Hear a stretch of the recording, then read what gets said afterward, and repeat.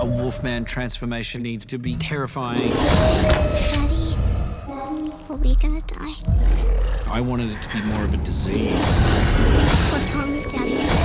He got sick. What is happening? I can't understand you. It's slow and methodical. Daddy? Senses become very heightened. Vision changes. Teeth and fingernails are coming out. Degradation of skin. He's morphing quicker and quicker. Becoming the monster. Growling and clawing.